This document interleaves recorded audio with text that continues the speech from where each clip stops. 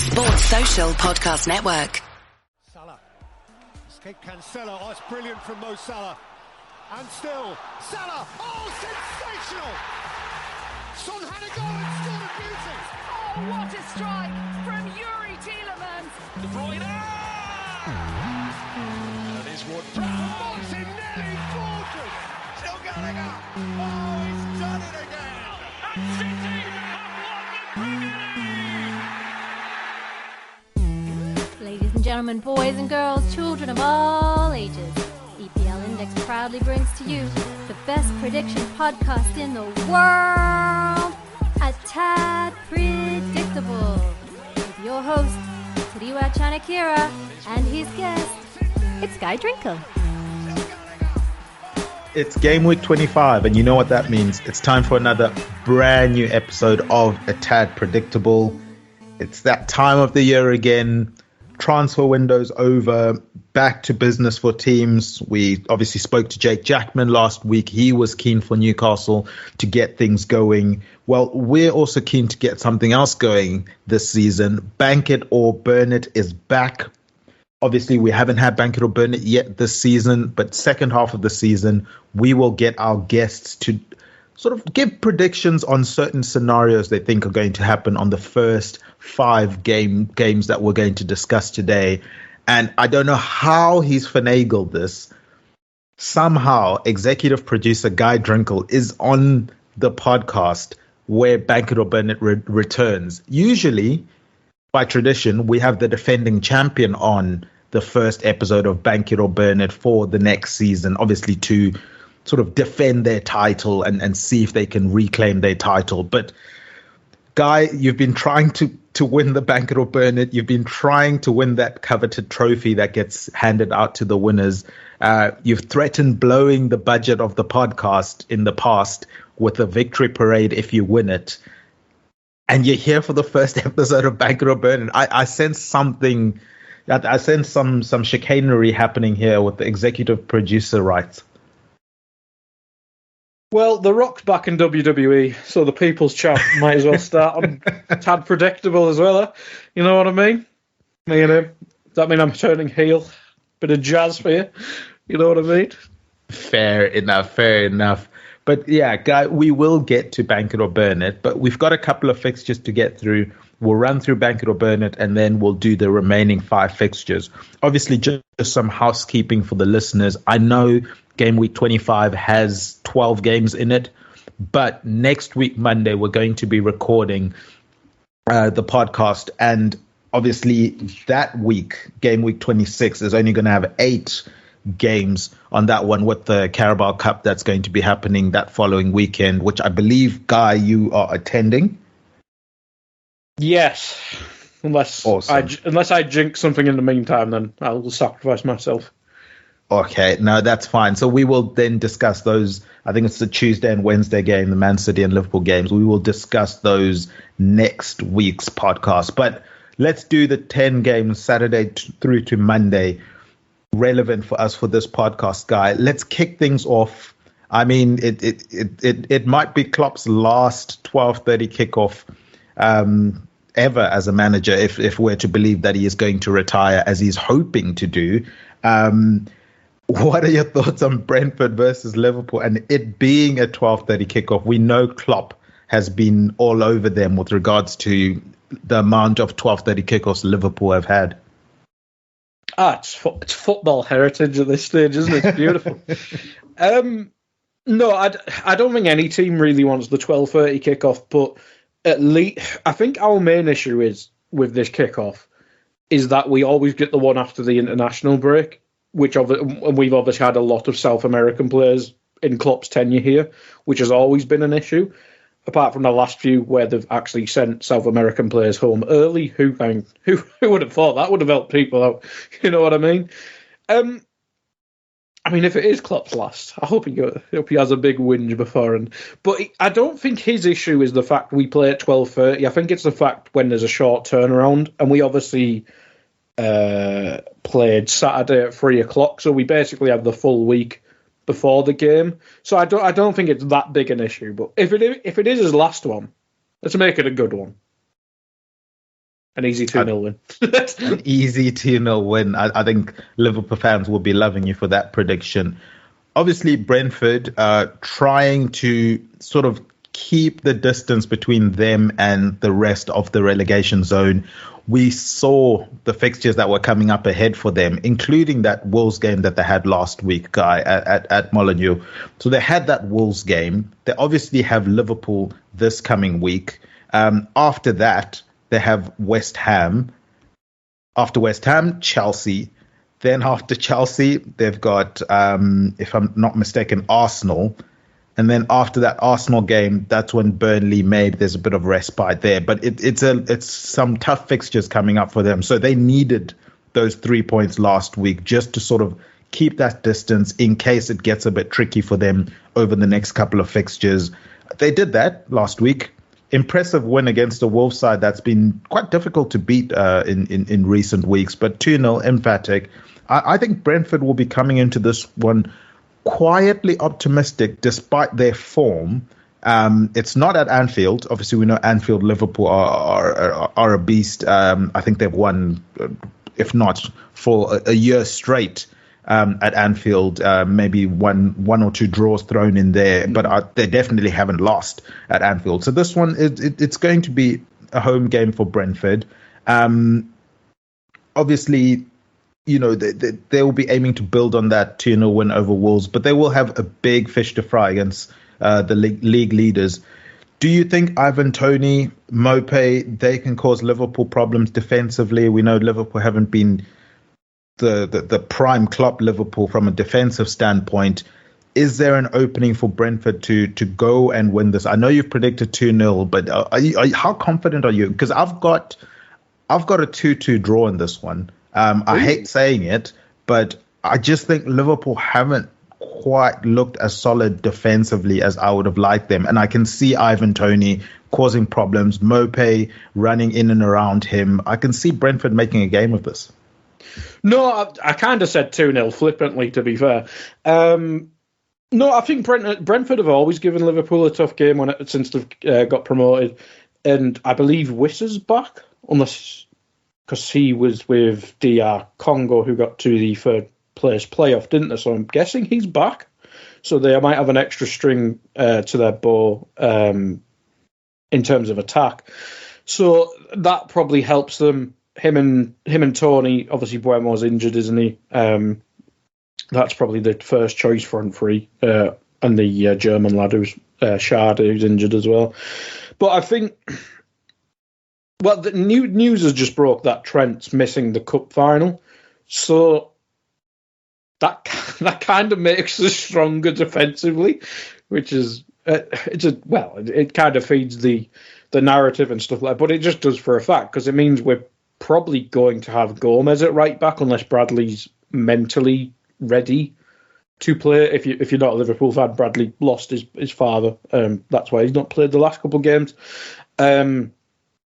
But if Liverpool's back four is Gomez, Kanata, who's I think is back from his suspension, Van Dijk and Robertson, or Bradley right back and Gomez left back, I think that makes us stronger defensively than an unfit Trent. Because the last two appearances by Trent, he's clearly been unfit, and obviously he picked up the injury in the Burnley game.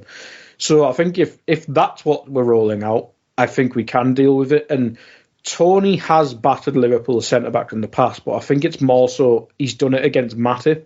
Whereas Kanate, obviously shown in the Arsenal game, he can get overly aggressive at times, but he does have the physicality and the, ability to match someone like Ivan Toney. So I think if Kanate is playing, better than is being stupid against Arsenal, I think we'll be fine. If it's someone like Kwanzaa, who's been really good this season, Tony is very crafty, and I think it's kind of not this type of striker you want to play against a young centre-back, if the young centre-back is yours, obviously. But in terms of getting the best out of in terms of attacking Brentford, I mean, Salah might be back, but he'd probably be on the bench at most. But if Darwin and Jota start with Diaz, I think we can hurt Brentford, but we've seen it. We've seen it in previous games when Liverpool go too deep into the squad. When you're playing your Gravenbergs and your Gakpos and stuff like that, it just doesn't flow. So as long as we've got, let's say, out of our first choice 15 players, we're playing out of that pool rather than your top 18 and stuff like that. I think we should have enough to beat Brentford. Not comfortably. That was very flippant of me to say before, because it is a tough game. But if we are playing like quite a rotated team, say if we reward Elliott to start in midfield, I wouldn't like Elliott's been really good off the bench, but I wouldn't really want him starting against that machine like Brentford midfield, for instance. So it'll very much depend on the starting 11, but I'd still back Liverpool.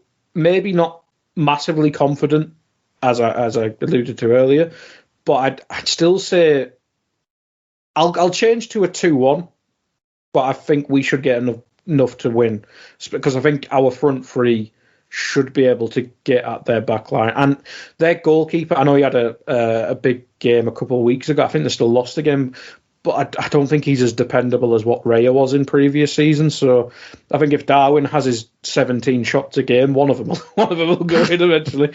But I think if we play the team I'm hoping for, I think we should win. Interesting stuff. Let's move on to another team that's obviously in that title race, Arsenal. They will travel to Turf Moor.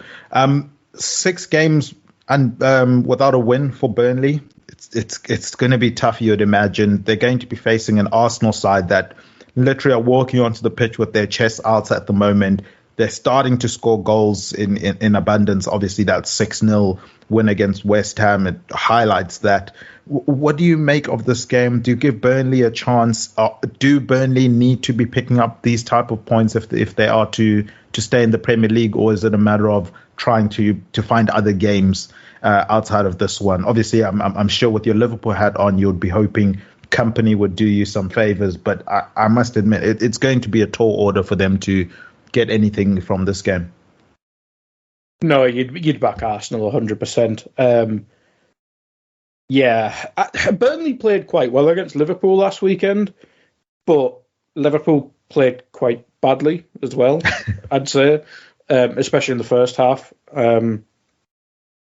Arsenal, the only thing, and I would have preferred Arsenal playing another team in this situation. They've obviously just battered West Ham, so maybe a smidge of overconfidence, maybe even like a bit of rotation may creep in, because I think, if I remember correctly, didn't he just rock out Smith Rowe and stuff like a couple games ago?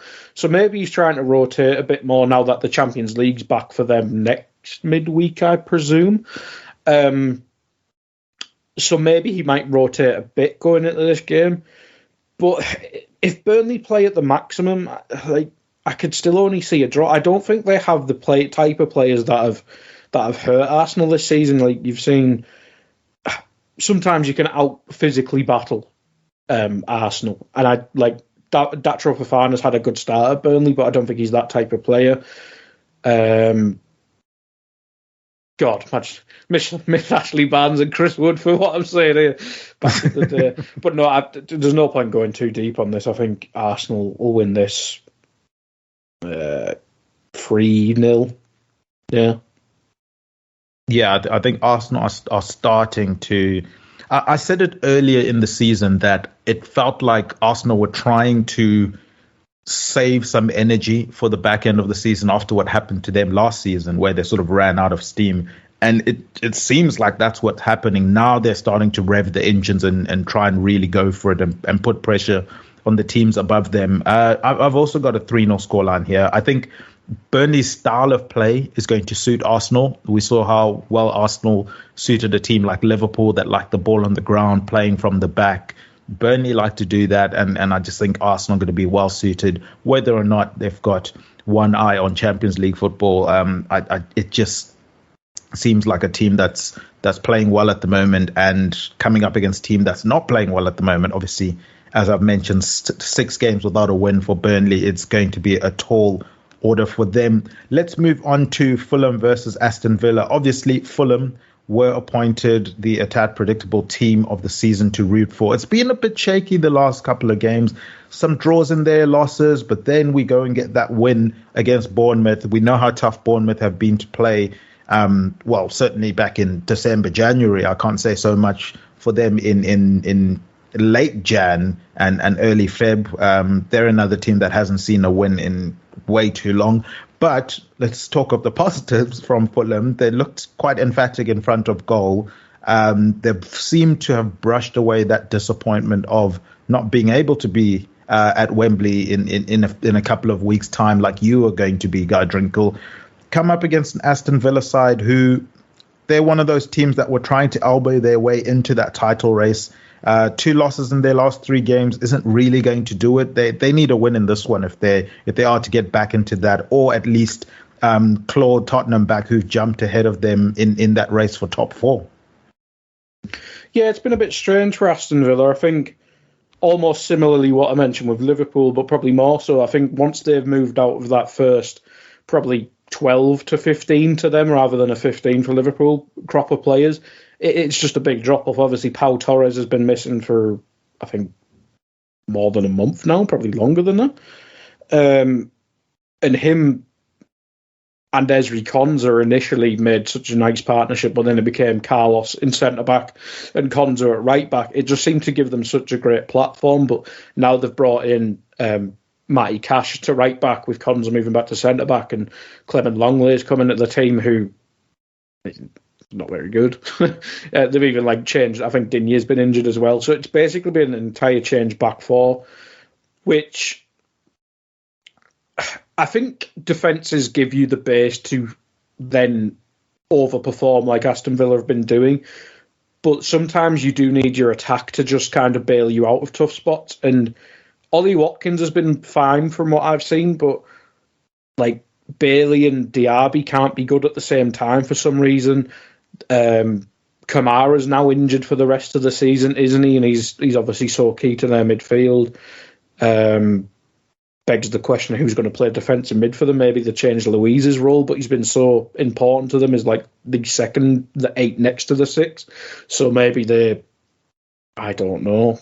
I think Aaron Bigham or whatever his name is, the young lad, maybe give him a run there or something like that. It's a shame for them, because I think if they kept everyone fit, I think they'd probably be in more of a optimistic position rather than, because it feels a bit pessimistic now, rather than having the high then dropping, rather than just kind of a steady Eddie season. So it's weird. I think with the injuries, the midfield, the Kamara is so bloody key, whereas Fulham, they're just kind of there. They're just kind of morphing into Crystal Palace, where they just won't get relegated, but they won't really punch above the weight too much. But you did mention they got a win last week against a good Bournemouth side. It feels like with Villa's struggles recently in the Cup as well as the Premier League, it kind of feels like a draw. It feels like a draw to me, which usually is sitting on the fence, but this might not be. But I'll go 1-1 in this game. 1-1. Well, Guy, I won't say worried about Aston Villa, because I think they will be able to fix the sort of stuttering that they've had recently. But I fancy Fulham at home in this one. I've gone 1-0 to Fulham. I'm looking at sort of how they've been playing in recent weeks. They seem clinical, which is weird, because when you look at the strikers that they did have for them, in recent weeks, not necessarily the names that are going to be on the posters of, the Premier League when they're advertising attacking football, but they've been efficient. They've been scoring goals. Obviously, the 2-2 draw at the beginning of Feb with Burnley. They had the 3-1 that we've mentioned with Bournemouth. I think Fulham are going to start going into a bit of a groove. They've got tough games. This Villa game, then away to United, then Brighton. I think they're going to target this one as, let's try and take advantage of a wounded Aston Villa, pick up something here, be really compact defensively. I'm sure Villa's going to have plenty of the ball in this one, and then just be clinical, when they need to be and get that 1-0 win and sort of move on and try and see what they can do for the rest of the season. But yeah, maybe it's the homer in me hoping that the team of A Tad Predictable can do this one. But yeah, I'm going to lean 1-0 as well back, I should say, which will be a massive help. Massive help. I'm leaning 1-0 to Fulham. I think they keep the good times rolling in terms of Sports Social Podcast Network. Again, one of those teams that just wants to keep that distance at a healthy, level with the teams that are at the bottom of the Premier League table. They've got that 10-point gap at the moment, so they're looking good. Maybe a win here and they start to look further up instead of constantly having to look behind them and see what they can do to those ahead of them for the rest of the season. But let's move on to one of the teams that's obviously ahead of them in this season, in Newcastle. They will be entertaining Bournemouth. Two sides, Guy, that have played good football at times this season, not always been in it at the same time. We mentioned, obviously, Bournemouth, they're in a bit of a rut at the moment. Newcastle were in a rut that they seem to be getting out of, or dragging their way out of, with the 2 wins and a draw in their last 3 games. Longstaff certainly looks to be scoring goals. He's having his Scott McTominay moment, it seems like, at the moment, getting goals that are needed and vital to make sure that Newcastle are continuing to pick up points, and obviously they'll have aspirations of European football in whatever form next season that will help them continue to grow as they want to. What do you make of this one? Dom Solanke, it's drying up a bit for him, Guy. Do you fancy him in fantasy? Do you have him in fantasy? And then obviously, what do you make of this game? I don't know who I've got in fantasy. Let's have a look. Oh God, I got 16 points last weekend. Oh my goodness, Guy. Oh dearie me. Do you want me to go through my team quickly? Is it bad? It is bad. Areola in goal. Oh. Colwell. Adoji. Matty Cash. Raheem Sterling. Bowen. Sterling? Yeah, I haven't changed this in a while. My vice-captain, Mo Salah. Hwang Hee-chan, who's not played since Asia Cup. Julian Alvarez with 2 points as my captain, and Ollie Watkins. So yeah, I may need to change that. You're certainly in that camp of people that have let their team slide. Well, my team name is I'll Get Bored Soon, so you know. True to form, it has come true. Bad times. Before you go on, though, I do have a gripe with Eddie Howe. What is up with him and just flat out lying about player injuries? I know Klopp, he does it too. To be fair, most managers don't want to reveal that kind of thing. But Anthony Gordon all of a sudden playing when everyone thought he was injured, it is quite weird. Is it to get a competitive advantage? It feels to me, and I'll move on to the game in this sense, it feels to me Newcastle, this version of Newcastle, are trying to get as many advantages as they can and hoping that it all tallies up. We've seen in past seasons and certainly in this season as well that the time wasting that they do, and how intentional it is with how little ball in play they're trying to have for other teams. Is that one of the things, not revealing who's injured and who's not? To be fair, they've got that bigger list. He might have just forgot. Might be it. It is probably slight competitive edge, but at the same time, it might have just been a late fitness check because I can't remember who played for him last game, but Isaac's injured. Callum Wilson's made of Pringles. Murphy's been in and out of the team, hasn't he? So that forward line for them, I think Almiron's probably. I think he missed a couple games, but he seems to be the only one who's not picked up an injury yet. So yeah, it may have just been a late fitness check and pushing his boundaries type thing. But he's not listed on Premier injuries here, so I'm guessing he's all right. But Callum Wilson's back on there, so I'm guessing it'll be Gordon as the striker again, which I think he got subbed into a few games ago. But yeah, they've struggled with injuries quite a lot this season. But it'll be a tough game, as you say. I think Bournemouth.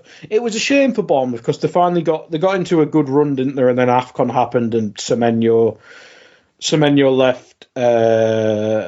The Django Utara left. I can't remember his second name there. And I think another one left. I can't remember.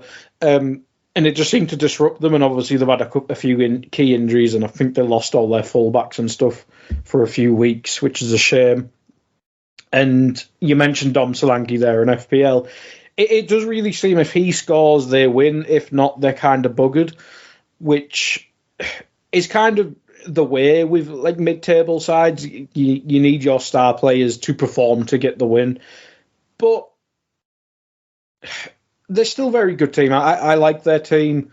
It's just maybe getting back to consistency with the starting 11 is maybe what they need, because when they went on that run, it seemed to be quite settled with Christie in midfield. The front four was I think they kind of rotated Cliver a bit, but it just seems get back to having a settled team. I know it's hard with the injuries in and out, but they've got players like Kirkes back. Lloyd Kelly's just come back, but build around your Sinisis and your Zarbanis again.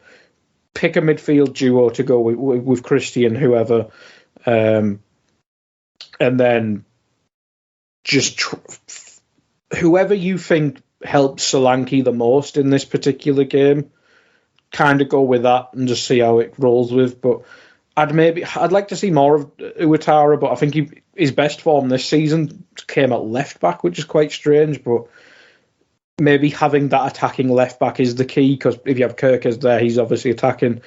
But I think it's a tough game. I think the injuries may take the toll on Newcastle, but as we mentioned in the Burnley bit, Newcastle home form is very, very impressive, and maybe not as big a fortress as it was last season, Fortress St James's, but I think it'll be a tough game.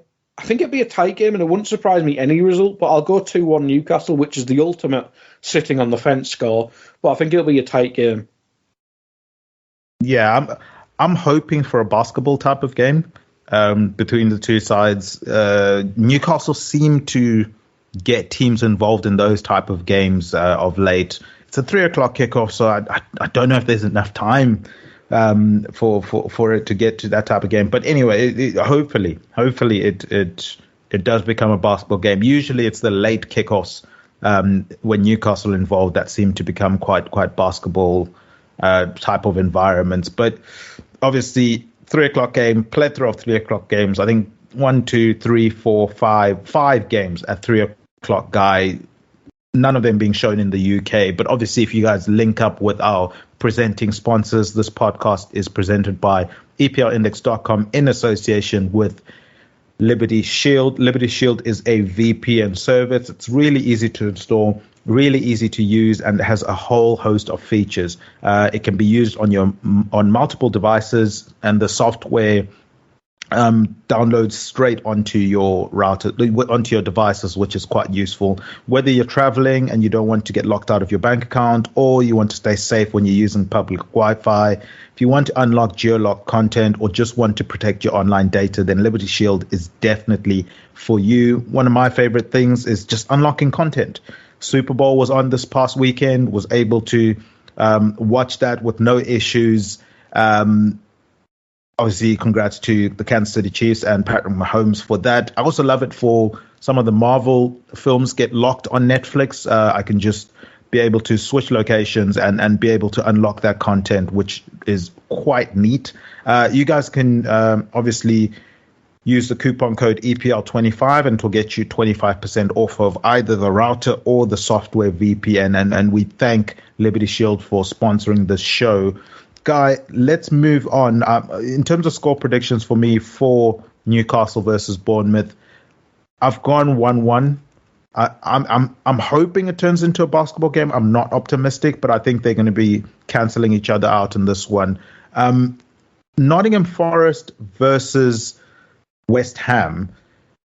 Now, Nottingham Forest, I've enjoyed watching their games recently. Obviously, some of them a bit more frustrating than the others if you look at the score lines, but they've had some spicy games. They had that 3-2 loss to Brentford, obviously the free kick. You have the Arsenal 2-1 loss, and then they had that 1-1 draw with Bournemouth, another tough team we've mentioned, and then the 3-2 loss to Newcastle, where they looked like they were in with a chance to get something in that game, and then Newcastle go and win it. They've been competitive under Nuno, and I think obviously you've mentioned with previous teams, getting AFCON players back is going to be huge for them.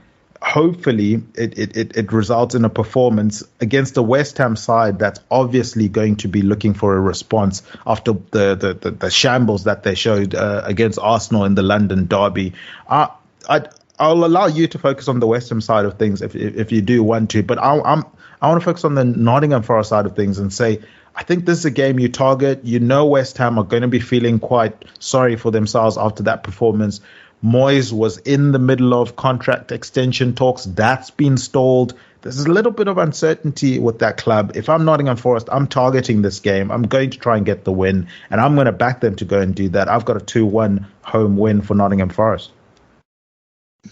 It's a tough one to predict, isn't it? It's a strange one, because I think, will West Ham continue to suffer because of the awful result against Arsenal, or will it put a fire up the backside? It's a tough one to say, because you'd think losing that heavily at half-time, you'd think maybe they'll kick on in the second half and at least show some pride, but they just never.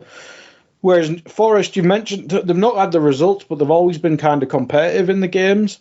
And they are missing literally 75 players from AFCON, which is impressive. And obviously Sangaré was their big marquee signing with the window. Aurier's kind of an experienced head in what's become kind of a young backline, so he might help out there. Or did Aurier move? Did he move in the end?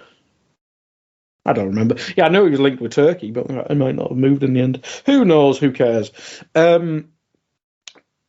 It's a tough one. I kind of agree. This has to be an opportunity for Forest to win, because we'll just open the league. Galatasaray. Did he go to Galatasaray in the end? Who cares? Crap anyway. But it feels, if Forest win this, they'd then go on the same point as Palace. They'd overtake Palace on goal difference, actually. And as we know, you can't relegate Palace, so if you're on the same point as Palace, benchmark that as Palace. Yeah. Mind, it might be different this season because they've lost their three best players and they have Roy Hodgson as manager, but we'll get to that on the Monday night game. But if they win this, it either catches them up to Palace or it builds a gap to Everton, and them two obviously play each other on Monday. So it's an important result. It just is. They have to win. I think it's a must-win for Forest, because who do Luton play? Yeah, maybe not. Maybe not. But no, it's a good opportunity to win, and I'll agree with you. I'll go 2-1 Forest as well. I think with Tadiwa back, maybe getting more minutes in his legs and stuff like that. Elanga looked very dangerous in the last game. Callum Hudson-Odoi keeps doing the odd bits and looking interested. I think, again, almost similarly what I mentioned with Bournemouth, kind of try and stick with an 11 and let them play together. And that's been the issue since Forest have been promoted. It's just it changes every bloody week. And Forest doing, I know they had to do for FFP and profit and sustainability and stuff like that, but it seemed like they settled on a team. Then, like the last few days, they sell Mangala and Aurier apparently leaves. But now that January's over, as you mentioned in the intro, get us settled. That's kind of what kept Forest up at the end of last season.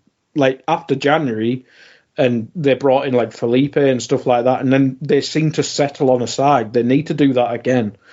And I think we have seen that a little bit in the defence with Nuno. I think he's Omobamidele and Murillo started playing to get a bit more together, but I think Bolly will be back now. So maybe it'll change again, but just settle on a side, give it a few games, barring disastrous performance, just don't change it.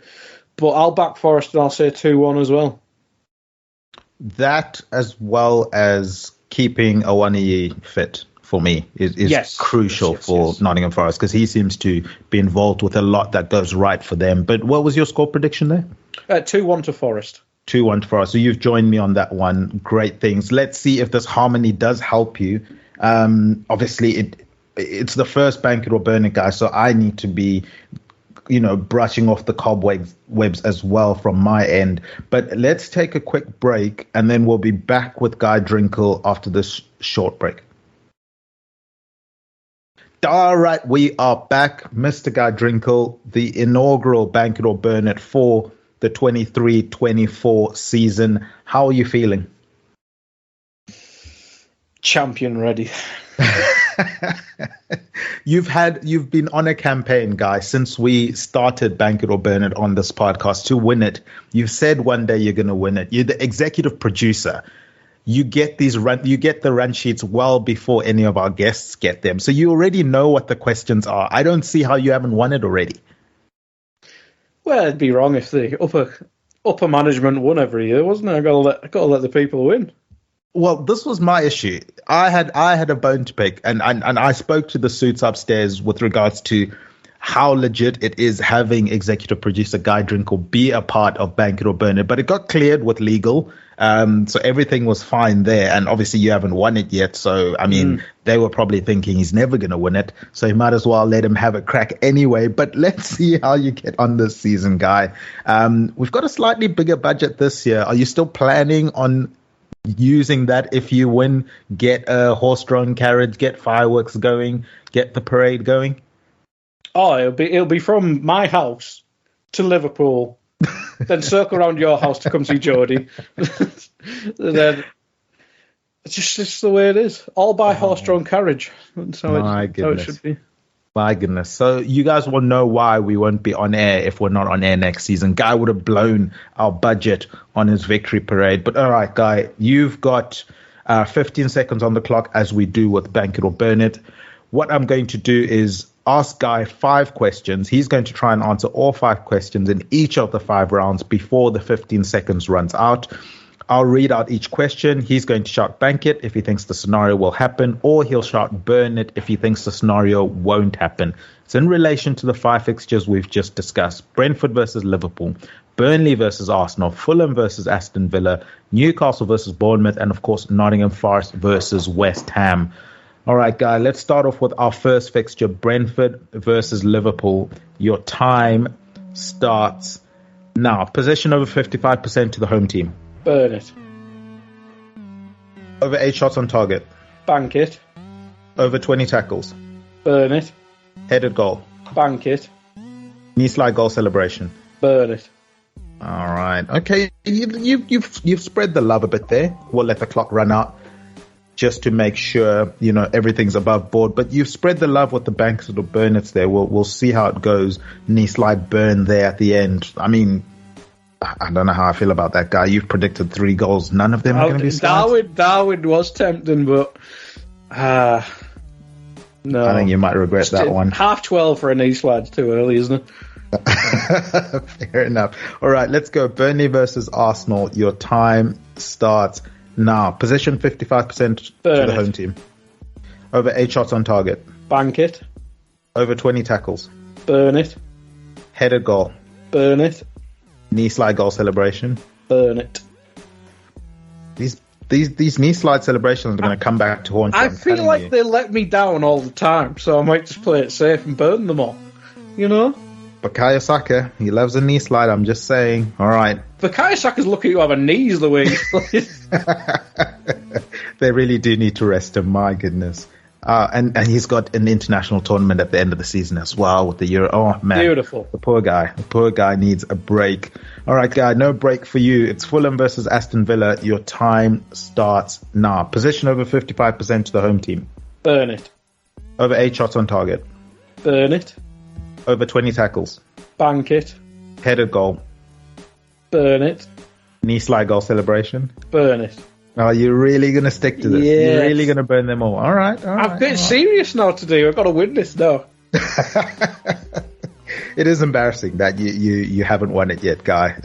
All right, Newcastle versus Bournemouth. Your time starts now. Possession over 55% to the home team. Bank it. Over 8 shots on target. Burn it. Over 20 tackles. Bank it. Headed goal. Bank it. Knee slide goal celebration. Burn it. Do I even need to ask? Might throw a spanner in. You never know. You never know. That's true. That's true. I'll let you answer them all. All right. Nottingham Forest versus West Ham. Your last game for this one. Your time starts now. Possession of 55% to the home team. Burn it. Over 8 shots on target. Burn it. Over 20 tackles. Bank it. Headed goal. Bank it. Knee slide goal celebration. Go on then, I'll give you one. I'll bank that one. Oh, there it is. There it is. Morgan Gibbs White for an extra point. I do love how serious you've taken it this year, Guy. I know how desperate you are to win it. The giant trophy that gets awarded, obviously, Jake Jackman won it last season. It's as big as the Champions League trophy, so you can imagine the size of it. You need to have space for it. You need to clear space for it if you plan on winning it, because it's quite the big trophy. But Guy, let's move on to Spurs versus Wolves. I was about to say, speaking of trophies, but I thought maybe that might be a bit harsh to Spurs fans. But this is a little bit. You can tell I'm recording this and she's not around because but Spurs versus Wolves, Guy. For Spurs, a late win last time out. They left it quite late, and it was one of those goals, back post, one of the wingers coming in late into the box. Spurs have been scoring that type of goal all season, so credit to them where it's late in the game. They're still able to produce patterns of play that they would be wanting to produce in the first minute of the game. So I'll give them credit for that. They're no loss in their last 5 games. A win, a draw, a win, and a draw. A win, a draw, a win, a draw, and a win. Does that mean this one's going to be a draw? I was going to say. Maybe. I mean, Wolves do like playing these sort of sides, don't they? I think a lot of counter-attacking potential with Neto and Hwang obviously being back, but Cunha's been such a great facilitator, is that the right word? But he's obviously cropped up with goals as well. I think it's a tough game for Spurs, but with Son back, the midfielders back as well, probably just as important. It's kind of tempting to go for a draw just for symmetry's sake. I feel like the only disappointing result out of those last 5 is the Everton one, obviously, because a draw against United's not too bad. The late win against Brighton, obviously quite good. It's a tough one. You know what? It's potential to be madness. And now I've done bank it or burn it. I can go mad. 3-3. Mr. Guy Drinkle, I've got 3-3 yes! here as well. And I'll tell you why. Spurs, and this is something that will obviously come with time, they don't know how to control games. They don't know how to put their foot on the ball at times when they need to just slow the game down and take teams out of the game. I just think Wolves are going to keep coming back. And we know Spurs and the attacking endeavour that they have. I'm looking forward to this game. I think it's going to be one of the, if not the game of the game week. Obviously, unfortunately, not going to be on TV here if you're in the UK. And we know you've got Man City, Chelsea that we're going to discuss next. But I just have a feeling about this one, Guy. I think it's going to be a good game. Both teams got most of their players back, fit, firing. Pedro Neto looking ominous. He's obviously someone that's maybe advertising for his future, whether it's a big contract with Wolves that they'll have to give him just to keep him at the club, or it's going to be a lot of clubs chasing him. We know the rumours in the papers has been that the likes of Liverpool and Arsenal have been looking to try and prize him away from Wolves. He's certainly looking like one of the exciting young players in the Premier League at the moment. So I'm looking forward to this game. Spurs are playing well at the moment. Wolves are playing well at the moment. Both teams have attacking endeavour. Spurs can't control games, so even though they're at home, they're going to allow Wolves to have a chance to get back into this game. Yeah, for me, it's going to be game of the weekend. Maybe it's a hipster's choice because we've got Man City versus Chelsea that we discuss next, but we've both gone 3-3 for this one. Let's move on to Man City versus Chelsea. For me, Man City, this is their time of the season. This is where that juggernaut starts to roll into form. They obviously had that Champions League game midweek. Maybe that's something to where you say maybe they carry that into this game in terms of their legs. But then, Chelsea only played a day before and looked impressive in that game. Nonetheless, the difference isn't as huge as if, let's say, Chelsea played Saturday. City are playing Tuesday, and then they have to play again on Saturday. The day difference, it might make a difference, but I think it sort of levels itself out in terms of City having that midweek game. For Chelsea, they look to be getting into some sort of groove. You've mentioned with other teams they need to get a settled lineup going. Seems like Chelsea are falling into a settled lineup. Thiago Silva's no longer sort of featuring in that at the moment, and that seems to have helped them, especially with confidence defensively, knowing that they don't have to worry about him from a physical standpoint. Obviously, we know his age at the moment. We're not going to doubt his football IQ and the experience that he has, but it just seems like this young team needs to have that young defensive pairing to sort of carry that energy forward. As good as Chelsea have been in recent weeks, I still can't see past Man City at home at the Etihad. Kevin De Bruyne is back. Erling Haaland's back. Foden's playing well. Grealish is, I don't know, just he got injured in the being midweek. Grealish. He got injured as well. You see, this is the thing with Grealish. I can't with him. I'm yet to see him have a full season where I'm like, okay, he's had good to great.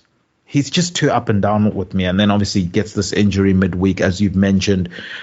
So Doku, I'd imagine, is probably going to play on that left-hand side. He's another one of those. He needs to learn how to finish in terms of whether it's finishing the pass, making the right decisions with that final ball, or, finishing, obviously scoring chances. He had that hot streak. But him and Darwin Núñez, they've got attributes that would make them devastating.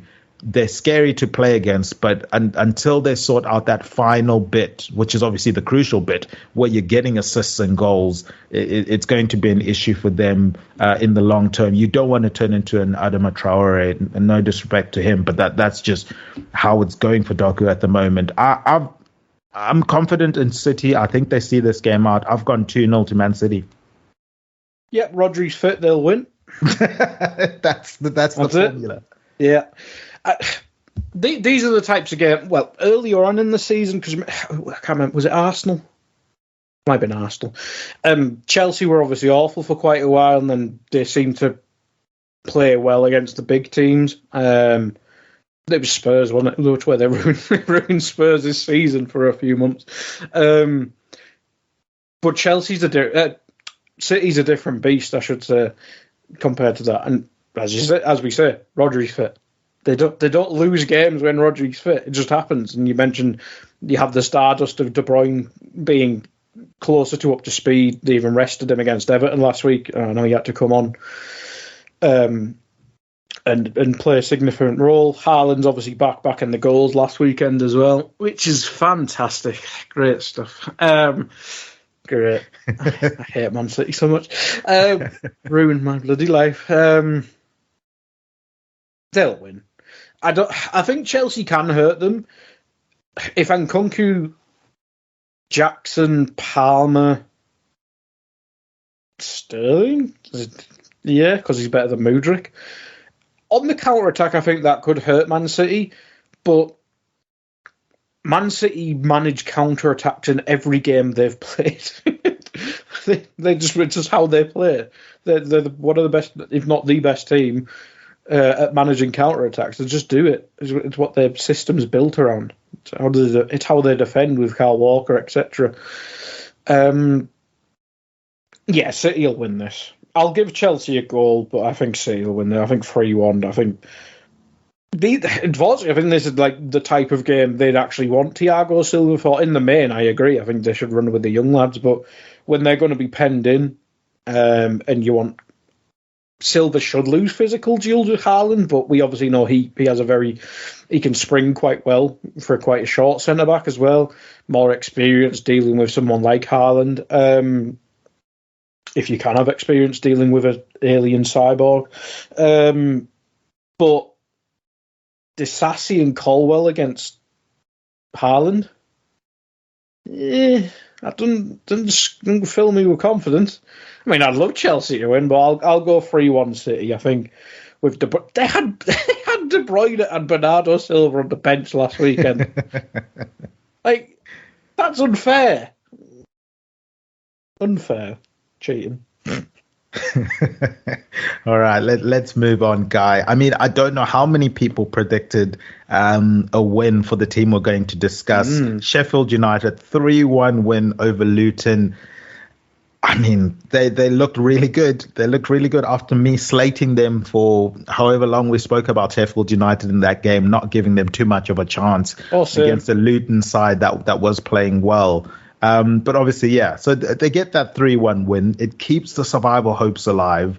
They'll be taking on Brighton this time around. Look, the Blades desperately need a win again. That's just the formula and the situation that they're in at the moment. They just have to keep piling on wins in order to try and get out of that relegation zone. They've got, obviously, I think Norrington Davis should be fit. He should be back for this game, even though he limped off during that Luton game. So that will be big for them. For Brighton, on the other hand, obviously they need to recover from that 2-1 loss to Tottenham. I thought they looked impressive against Tottenham. They stifled them quite a bit, but and should have won the game if you look at some of the chances that they had. But came to that Spurs attack and that Spurs move that I was speaking about, that cross to the back post that Spurs have become quite synonymous with recently. Look, I think, you've got the likes of James Milner, João Pedro, Julian Sessio. They're all out of contention with injuries. But I think Brighton still have enough to go and win this game 2-1. I know Sheffield United looked impressive a bit against Luton, but I just think Brighton's going to keep the ball away from them for too long for Sheffield United to get into any sort of rhythm and be able to win this one. I'm going to go 2-1 to Brighton. Yeah, I feel like there'll be goals in this game, which is kind of easy to say with Brighton, but we've seen it in recent weeks. Obviously, if Sheffield United can defend well, they can frustrate teams, but when they don't defend well, you get tonked, like I think it was Villa who did it a few weeks ago. So it's very much dependent. If Sheffield United can keep out Brighton's attack, which probably isn't at its prolific best in this season, really, except in Europe it seems to have been. I know they put 4 past Palace, but that's just bullying at this stage. Yeah, I mean, even in the last 5, 1 against Tottenham, 4 against Palace, but nothing against Luton, nothing against Wolves, nothing against West Ham. They need their attack to step up, really. Like, I've bigged up João Pedro. He needs to be more prolific. Danny Welbeck's never been prolific, so I can't really complain about him.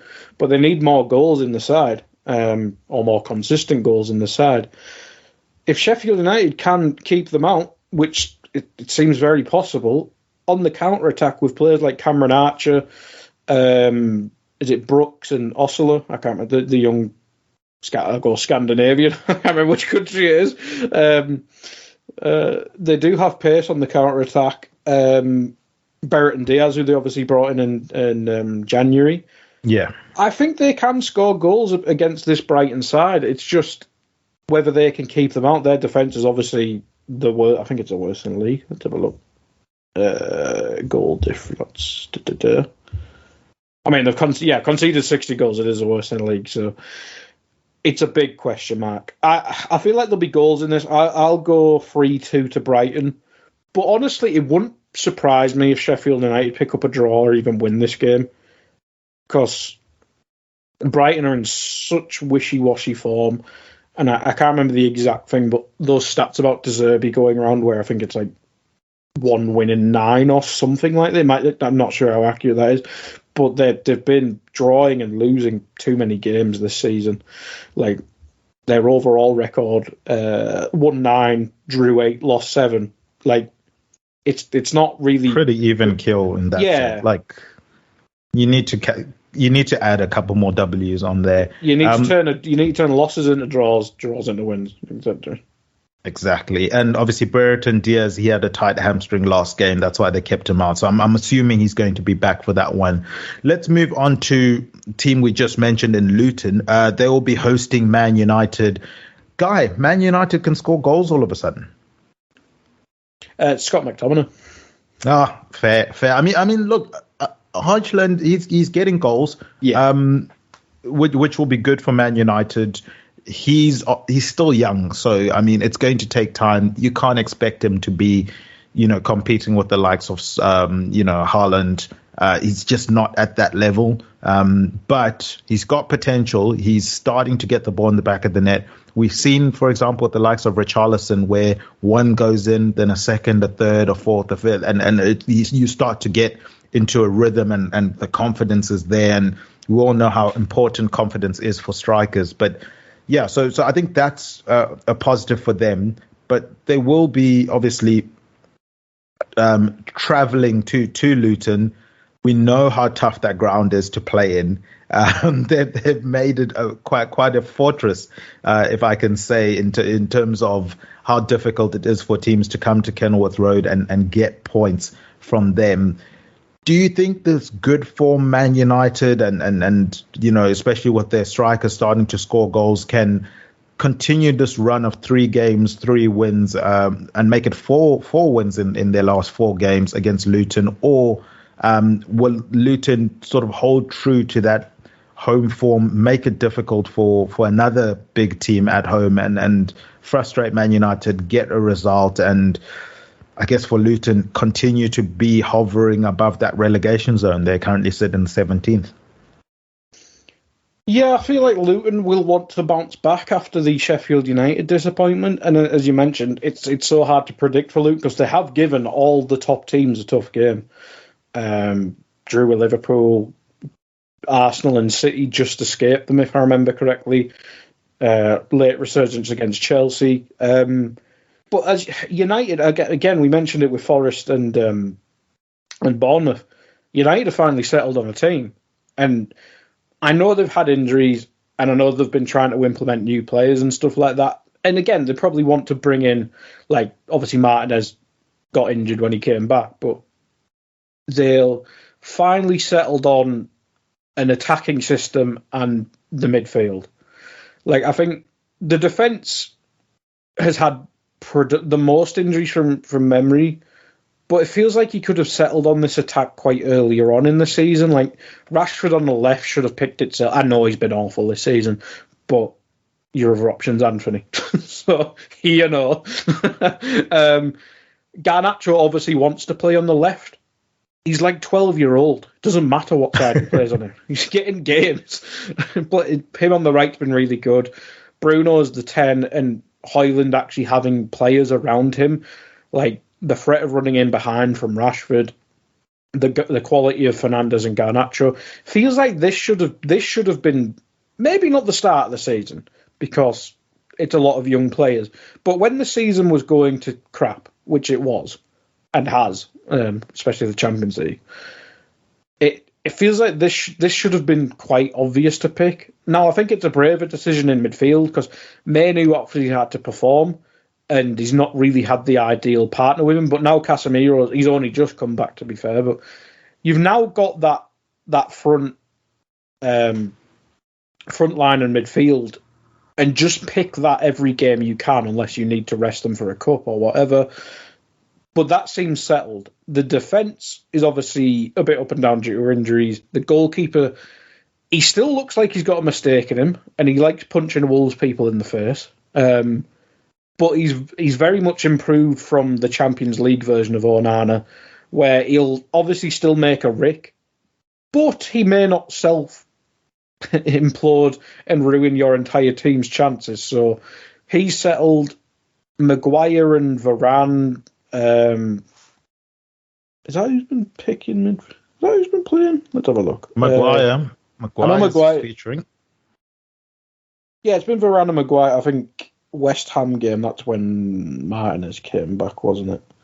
Yeah, it was. So if you're just picking them for, obviously, Dalot and Shaw, or I think Wan-Bissaka's injured, isn't he? Now that they've settled on we saw this in his first season. He was awful for a few games, finally settled on something, and it started going well. I think it'll be a weird game. I'll say tough game, but I think it'll be more so a weird game. I think United should win because they're obviously in good form. As I mentioned, the attack is now finally settled. But again, I feel like there'll be goals in this. I think Adebayo, Ogbene, I can't remember the bloody other winger's name. But they have paid, like the quality of Townsend, etc. I feel like they can hurt United in places.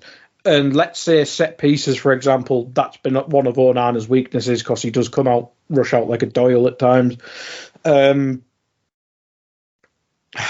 It's tough. I've gone for too exciting of a weekend, but I think there's a few goals in this. I think I'll say 3-1 to United, but I feel like it'll be like one of those late goals where they just catch Luton cold at the end type goals.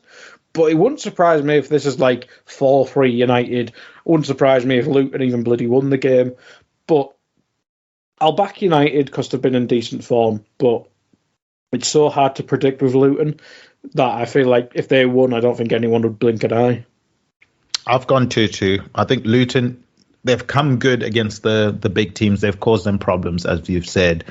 I don't know if there's going to be the space that the Rashfords and the Garnachos like to have with such a small pitch, and that constricted team is going to make it, I think, a bit difficult for United. Unless Bruno Fernandes is on it and his distribution and passing and threading the needles is phenomenal in this game, I think United's wide players are going to struggle. So, yeah, I've gone 2-2. I think it will be a draw. It should be a fun game. We end off, for this podcast, certainly, Everton versus Crystal Palace. Sean Dyche, Everton looked really, really solid, really good in that game against Man City from a defensive standpoint. Obviously, the questions with them are all about the attack and whether they can start to get DCL firing. They lost to Man City, yes, I know that. But I still think they would have been happy with the way they played from a defensive standpoint and sort of take the positives from that moving forward into their next couple of games. And eyeing, this game, it's Crystal Palace at home, a Palace side that obviously, there's a difference in Palace when you don't have the likes of Eze and Olise. Palace, obviously they lost Zaha, but not having Olise, who it looks like he's not going to be back until like April, and then Eze maybe late Feb he'll be back. It seems like a game that Everton have to target. They have to go and win it. One, how do you see this game going? Because I've gone 1-0 to Everton. I wanted to go more, but I can't see them scoring goals. They just are struggling to score goals. So I've gone with the conservative 1-0. And then 2, if my scoreline does come true and Everton beat Crystal Palace, do Palace have to do something now? I know they wanted to wait until end of the season when Roy Hodgson leaves, but if they get relegated this season, it's going to be absolutely, disastrous for them. Oh, I feel like Roy should be sacked anyway. I feel like he should have been sacked when he had to go at the fans probably months ago now. Yeah. Like, I know they're dealing with injury, but that Olise injury is 95% on Roy. Like, he's an injury-prone player. You were 3-0 down at half-time or whatever it was, and you brought him on. Yeah. Are you stupid? Well, you're stupid. Confirms it. No, I feel like Roy should go regardless. And Palace won't. Obviously, I don't know the inner workings of Palace. I don't know the struggles of the Palace fans. But you look like we say it jokingly. The kind of I say nothing team, not in a disrespectful way, but they're the least interesting team because they never push. They never go the extra mile, which I know has kind of made teams suffer in the past. But they'd snap you like. Before this season, they would have snapped your hand off before 14th. Like, yeah. Could you say the same about Fulham? Could you say the same about Brighton's a bad example. Bournemouth? I feel like these teams would expect they'd be able to do better than that. Whereas I think Palace would maybe 17th too close to the fire, but 15th, 14th, 13th, they'd snap your hand off. Whereas I feel like it's Chelsea 10th. Wolves, Fulham, maybe Wolves because they obviously had such a weird summer, but Fulham, Bournemouth, Brentford, even Forest before the season, I don't think they would have expected to be where they are. Like, I feel like they all feel like they could have done better than 14th. Maybe reality would kick in now and they'd snap your hand off at 14th. But before the season, I don't think so. So I feel like Palace, just the hiring of Roy Hodgson, it just screams, we're happy surviving.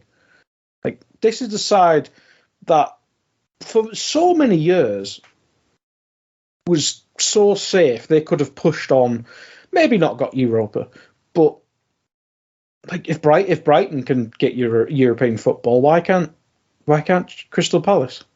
Like, I know their owner's probably more committed, and I know that there's an issue there with Palace, but it's such a dull football club rather than a nothing football club. That's probably the way. Like, I know they've got really interesting players like Elise Eze, Doucouré, who all three of them are injured, which is horrendous, and it'd be tough for any manager to deal with. But and Gahey's injured as well, so their four best players in my eyes are injured, which is horrendous. But even when those players weren't playing, or if only two of them were injured or whatever, they were still not doing anything. Like, I feel like another manager would at least try and figure out another way rather than just go, we'll just play 7 defenders, see what happens. It's really dull. And to be honest, I don't think another manager would have got them in this position where they have so many bloody defensive players in the first place, because they clearly don't like their attacking players. Get rid of them. Go again. It's just a very dull football club at the minute. And if they lose to Everton, as we mentioned in the relegation threat a bit earlier, like, getting sucked into it and the amount of injuries to key players, as I mentioned there, they genuinely could get relegated. Like, Luton have shown they can go on spells of hurting teams, and like even in those 3 decent results before the loss to Sheffield United, like drawing with Newcastle, beating Brighton, drawing with the Burnley. If they beat Burnley or Sheffield United, you'd probably be thinking they're more safe than Crystal Palace, which they'd obviously still be behind Crystal Palace, but you'd think they'd be in much more of an optimistic place. And they've obviously got a game in hand as well, which I forgot about. I feel like it's a must not lose for Palace. And if they do lose, Roy Hodgson needs to go, because they will get relegated. They just will. Like, they need new ideas to figure out how to stop that and get some, I don't know, promote some youth players or something, because the old guard ain't doing it. Whereas Everton, we know their situation. If they win, they'll probably feel like they'll be safe, or another step towards safety. But if they lose, Palace will be like a few draws away from safety. And obviously they'll have knowing the results of the other games as well. So you could have Luton beating Man United, for instance, then they're 4 points away from safety. So even more pressure, for example. But I feel like it'll be the worst game of the season, and it's on Monday Night Football as well. That's my prediction. It'll be dour, awful. And are you going to go with a 0-0? I am going with a 0-0. Why is it on Why is it on Monday Night Football? Like, I know it's a relegation scrap, but Jesus Christ, who's like? I'll probably watch it because I'm a weirdo. But God, who's like? Oh Christ, who's going to look forward all Monday? Back to work on Monday. La-di-da. Oh, God. I'll go back to work. Oh, dear me. 0-0, awful game. Awful. My goodness. Look, the word I'd describe Crystal Palace at the moment is uninspiring. It's just, there's nothing that I could look forward to. Whereas, a couple of seasons ago, they revamped their youth system. They brought in exciting young players. It looked like they were heading into the right direction. They had Patrick Vieira, a young manager in charge. It's not looking great. Hopefully for them, they stay up so that the new manager can shake things up. But yeah, for Everton, I think they need to win this game because we know, obviously, their appeal decision hasn't come out yet at time of recording of this podcast. And if you're to believe Jamie Carragher, he feels the Premier League is holding on to that because they know Everton have a home game on Monday and they want to maybe release it after that game. But yeah, it's not like Everton don't have other home games the rest of the season. But anyway, Guy, that's going to do it for another episode of A Tad Predictable. Do you have anything you want to plug, put over, or promote before we wrap up? Just before we did this podcast, I recorded a AI Scouted with Carl Matchett, people probably know from Twitter. We just discussed the Europa League. Obviously, Liverpool don't know who they'll be playing yet, so we went through some of them. We went through some of Liverpool's injuries, and it was really great for Paul Joyce to break some injury news for two players after we did that podcast. So fantastic. Thanks for that, Paul. We did a bit of Chelsea and Everton as well. Who we obviously play in a cup final and are our local rivals. So, yeah, that should probably be out the similar time to this. But, yeah, if you fancy a bit of a varied listen, there's that over on AI. Thank you very much. Obviously, Anfield Index, the sister website to EPL Index, they do all things Liverpool related there. Guys, go check out EPL Index website, their match previews, post-match reviews, player performances, all of the news that you guys could wish for. Of course, there's the daily podcast show, the Two Footer Podcast with Dave Hendrick, where he discusses the hottest topics in football. Finally, also check out the flagship show that runs weekly. It's the EPL Roundtable, where Kev De Vries sits down with panelists from respective EPL teams. They do the reviewing of the Premier League. We obviously do the previewing of the Premier League weekends. Go follow the show's Twitter page at A Tad Predictable. Go and follow at EPL Index on Twitter.